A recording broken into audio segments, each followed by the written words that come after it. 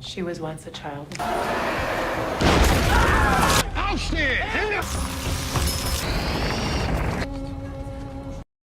Welcome back रॉकर्ड, स्वागत है आपका इस ट्रेन के 12th एपिसोड में। इस एपिसोड की शुरुआत में फराल्डो, वेस्ली और कुछ लोग शहर के बीच वाले पार्क को पूरी तरह से खाली करने का प्लान बनाते हैं।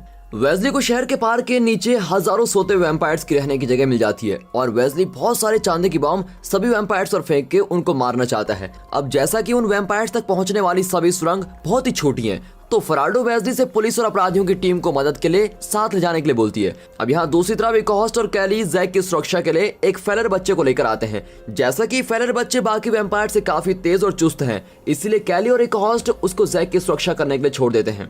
शुरू में तो जैक भी फेलर बच्चों से बहुत ही डरता है, लेकिन उसको जल्दी पता लग जाता है कि फेलर बच्चा उसका कहना ही मानेंगे। अब इस सब के दौरान वेस्ली को पिछले एपिसोड में केट रॉजर्स नाम की एक लड़की मिली थी, जो उसको दोबारा मिलती है और वो असल में पुलिस की कैप्टन है।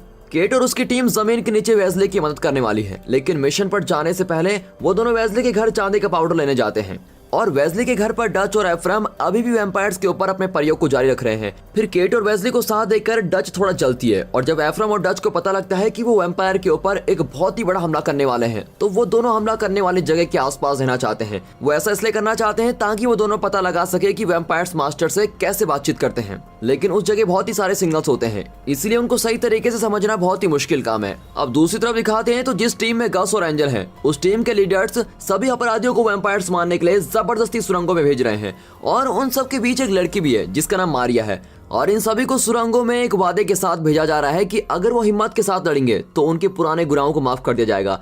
अंदर उनको बहुत सारे वैम्पायर्स मिलते हैं और वहाँ गस मारिया को बचाने की कोशिश करता है, क्योंकि मारिया को इन खून पीने वाले वैम्पायर से लड़ना बिल्कुल भी नहीं आता। फिर सुरंगों में वैम्पायर्स को मारते हुए गस और एंजल की दो लोगों के साथ बहस हो जाती है और वो गलती से उनको मार देते हैं। फिर आखिर में गस को वेस्ली और केट मिलते हैं। अब गस वेस्ली का साथ देने के लिए तैयार है, लेकिन वो एंजल और मारिया को वहां से निकालना चाहता है और इसीलिए इस बात को उनके सामने रखता है। फिर वेस्ली भी इसके लिए मान जाता है। गस एंजल से मारिया को किसी सुरक्षित जगह ले जाने के लिए बोलता है और जल्दी दोनों वहां से चले जाते हैं। अब इस सब के दौरान सुरंग में दिखाते हैं तो कैली और इकोहोस्ट जैक के कमरे में आते हैं। कैली जैक से उसका सभी सामान पैक करने को बोलती है और बताती है कि कुछ ही मिनट्स में उन पर हमला होने वाला है। और फिर कैली और इकोहोस्ट के बाहर निकल जाने के बाद जैक चुपचाप एक किताब में कुछ लिखता है और उस किताब को वहीं छोड़ देता है। फिर बाद में वो किताब वेस्ली को मिलती है। वो जल्दी से एफ्रम को सुरंग में आने को बोलता है और बताता है कि उसको जैक के बारे में कुछ दिखाना है, लेकिन वो ये नहीं बताता कि उसको किताब में क्या मिला। फिर सूरज डूबने से पहले सभी सोते वैम्पायर्स को मारने के लिए वेस्ली, गस और केट वैम्पायर्स के पास पहुंच जाते हैं। फिर जब वो चांदी की बॉम्ब्स को लगाने की तैयारी कर रहे होते हैं, वहां पर एक के बाद एक वैम्पायर्स आने लगते हैं। फिर गस और केट उनको बड़ी मुश्किल से रोक पाते हैं, लेकिन तभी वेस्ली चांदी के बहुत सारे बॉम्ब्स नीचे फेंक देता है और सभी बॉम्ब्स फट जाते हैं। फिर सारी हवा में चांदी का पाउडर फैल जाता है और सभी वैम्पायर्स जलने लग जाते हैं। दूसरी तरफ कमांड सेंटर में फराल्डो को बहुत ही चिंता होती है और जब उसको पता लगता है कि वैम्पायर्स मर रहे हैं तो वो बहुत ही ज्यादा खुश होती है और उसको लगता है कि अब इंसान वापस शहर पर अपना कब्जा जमा पाएंगे। अभी सबके दौरान एफ्रम और डच वेस्ली के बुलाने के बाद सुरंग में पहुंच जाते हैं और उनको जैक की किताब मिलती है। जैक ने किताब में लिखा है कि वो बिल्कुल सही सलामत है और जिंदा है। अब ये पढ़कर एफ्रम को बहुत ही अच्छा लगता है। तभी डच जैक को आसपास ढूंढने के लिए चली जाती है और उसके जाते ही वहाँ इकोहोस्ट आ जाता है। वो एफ्रम को एक बुरा बाप बोलता है, जिससे एफ्रम को बहुत ही गुस्सा आता है और वो इकोहोस्ट से जैक के बारे में पूछता है, लेकिन इकोहोस्ट एफ्रम से बोलता है कि उसको कैली का साथ देना चाहिए और ऐसे बोलते ही वो अपनी लंबी जीभ से एफ्रम पर हमला करना शुरू कर देता है। तभी डच वहाँ पर सही समय पर आ जाती है और इकोहोस्ट का हाथ ही काट देती है और इसके तुरंत बाद इकोहोस्ट वहाँ से भाग जाता है। अब वापस कमांड सेंटर में दिखाते हैं फराल्डो और उसके लोग अपने जीत का जश्न मना रहे होते हैं, लेकिन जल्द ही उनको पता लगता है कि जहां पुलिस शहर में आने जाने वाले लोगों की जांच करती थी, वहां से हजारों वैम्पायर शहर में घुस रहे हैं और इतने सारे वैम्पायर्स की वजह से आने वाली तबाही के बारे में सोचकर फराल्डो शहर के बीच वाले पार्क से सभी पुलिस वालों को निकलने के लिए बोल देती है और फराल्डो मान लेती है कि जंग खत्म हो गई है, क्योंकि वैम्पायर्स ने शहर की सभी जगहों पर कब्जा कर लिया है। फिर दूसरी तरफ एफ्रम और डच रात के समय सुरंग से बाहर आते हैं और उनको पता लगता है कि हजारों वैम्पायर्स शहर में घुस गए हैं और उनसे बचने के लिए पुलिस भी भाग रही है। फिर डच एफ्रम से अपनी की हुई सभी जांच को सही सलामत वापस लाने को बोलती है, क्योंकि वो जांच बहुत ही जरूरी है। अब वेस्ली और केट को भी सुरंग से बाहर निकलने का रास्ता मिल जाता है और वो अपनी जीत से बहुत ही खुश होते हैं, लेकिन उनकी खुशियां बहुत ही जल्द खत्म हो जाती हैं। जब उन्हें चीखने चिल्लाने की आवाज आती है तब उन्हें लग जाता है कि अभी भी कुछ भी ठीक नहीं हुआ है और तब उन्हें पता लगता है कि जमीन में सोते वैम्पायर्स पुलिस को फंसाने का एक जाल था। जब वेस्ली और पुलिस वाले जमीन के नीचे सोते हुए हजारों वैम्पायर्स को मार रहे थे, तभी उनसे भी ज्यादा वैम्पायर्स ऊपर शहर में कब्जा करने के लिए आए थे। यहाँ मास्टर ने फ्राल्डो के आदमी को भी पकड़ लिया है और मौके का फायदा उठाते हुए हजारों वैम्पायर्स को ऊपर जमीन पर कब्जे के लिए भेज दिया है। अब हमें 1941 का पुराना समय दिखाया जाता है। यूक्रेन में जंग चल रही है और उसके दौरान ही हमें दो नए लोगों को दिखाया जाता है, फैट और एलेक्सी, जो कि यूक्रेन के सिपाही हैं।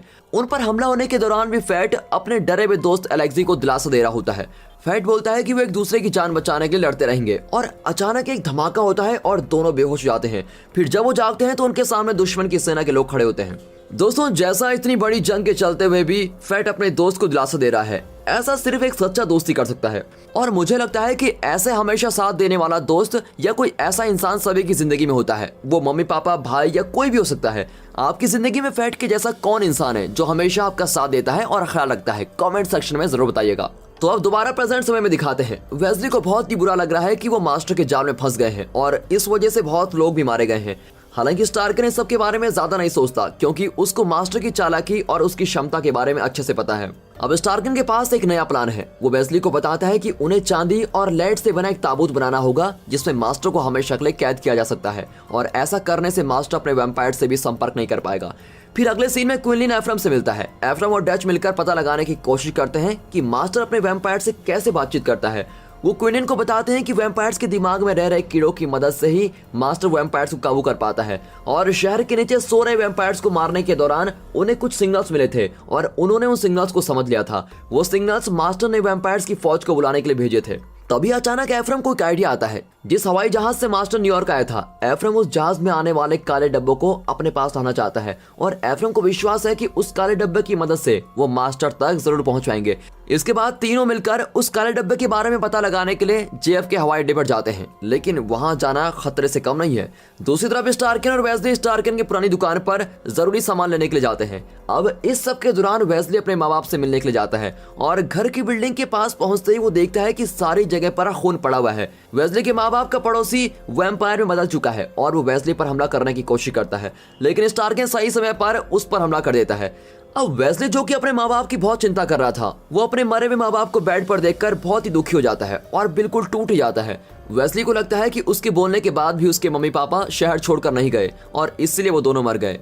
तभी स्टार्कन के ध्यान वेस्ली के माँ बाप के शरीर पर लगे निशान पर जाता है और वो समझ जाता है कि वो दोनों भी वैम्पायर से बदलने वाले हैं। फिर वो दोनों वहां से फटाफट निकलते हैं। अब दूसरी तरफ पेलमेर का नया आदमी डंकन उसको कुछ बताने आता है। वो बताता है कि इजिप्ट से मंगवाया समुद्री जहाज न्यूयॉर्क आ चुका है, और पेलमेर के पूछने पर डंकन बताता है कि जहाज में ट्रैक्टर और ट्रैक्टर के हिस्से हैं। अब ये बात सुनकर पेलमेर बोलता है कि उसने तो ऐसा कुछ नहीं मंगवाया था, और इसीलिए उसको लगता है कि एक होस्ट ने उसके सिग्नेचर्स के साथ कुछ छेड़छाड़ की है। इसके बाद पेलमेर इजिप्ट से आए जहाज की जांच करने जाता है, लेकिन उसको अंदर नहीं जाने देते, और फिर बाद में एक होस्ट को पता चलता है कि पेलमेर जहाज की जांच करने आया था, और इसीलिए वो पेलमेर से मिलने स्टोनहट कंपनी पहुंच जाता है। इसके बाद दोनों के बीच काफी खतरनाक बहस होती है और वो अपने आप को मास्टर का सबसे जरूरी आदमी बताते हैं। एक होस्ट बोलता है कि अब पेलमेर आगे किसी भी काम का नहीं है, लेकिन बीमार पड़े पेलमेर को लगता है कि वो अभी भी मास्टर के किसी काम का है, वरना मास्टर उसको अब तक मार चुका होता। एक होस्ट के वहां से जाने के बाद पेलमेर डंकन और उसके आदमियों से कहता है, तुम समुद्री जहाज पर हमला करो और उसको कब्जा करो, लेकिन जहाज पहले ही खाली कर दिया गया है और वहां बस काम करने वाले लोगों की लाशें पड़ी है। अब अगले सीन में डच, एफ्रम और क्विनलिन जेएफ के हवाई अड्डे के रास्ते में होते हैं, और रास्ते में पुलिस को क्विनलिन एक वैम्पायर लगता है, इसलिए वो एफ्रम से गाड़ी रोकने के लिए बोलते हैं। हालांकि एफ्रम उनको विश्वास दिलाता है कि क्विनलिन उसका एक जरूरी साथी है।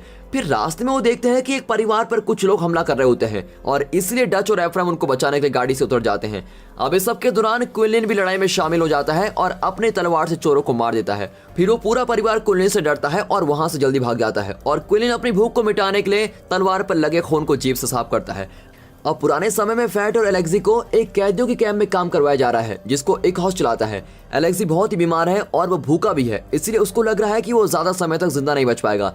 फिर जल्दी एक होस्ट उनके लिए एक नौकरी लेकर आता है और उसके बदले में अच्छा खाना, कपड़े और रहने की जगह देने की बात करता है। उनको क्या काम करना पड़ेगा ये जाने बिना फैट काम करने के लिए तैयार हो जाता है, और उन दोनों को जैविश कैदियों को जान से मारने का काम दिया गया है, और वो ऐसे कैदी हैं जिनका कोई काम नहीं है। लेकिन एलेक्सी और फैट दोनों ही ये काम नहीं कर पाते, और इसलिए एक होस्ट एलेक्सी के ऊपर बंदूक तानकर खड़ा हो जाता है और फैट से उनका काम करने को बोलता है। शुरू में तो फैट बेकसूर लोगों को नहीं मार पाता, लेकिन जब एक होस्ट फैट और एलेक्सी दोनों को जान से मारने की धमकी देता है तो फैट एक आदमी को गोली से मार ही देता है। उस बेकसूर आदमी को मारने के बाद भी एक होस्ट एलेक्सी को मार देता है, और जाने से पहले एक होस्ट फैट को बोलता है कि फैट ने सही चुनाव किया है, लेकिन एलेक्सी ने सही चुनाव नहीं किया था, इसलिए उसको मरना पड़ा। अब दोबारा प्रेजेंट समय में दिखाते हैं। वेस्ली और स्टार्कन की दुकान में पहुंच चुके हैं और वहां वेस्ली अपने परिवार के बारे में स्टार्कन को बताता है। वो बताता है कि उसके परिवार में आत्महत्या करने वाले उसके पापा पहले इंसान नहीं है। फिर वो अपने दादा के बारे में बताता है जो कि 1941 के समय वाला फैटी है। उसके दादा फैट ने भी शर्मिंदा होकर आत्महत्या करी थी क्योंकि उसने नाजियों के लिए बहुत ही गलत काम किए थे। वेस्ली के दादा फैट ने जो भी विश्व युद्ध 2 के दौरान किया था उसकी वजह से सारा परिवार हमेशा शर्मिंदा रहा और इस वजह से ही वेस्ली और उसके पापा के बीच कभी अच्छे संबंध नहीं रहे थे।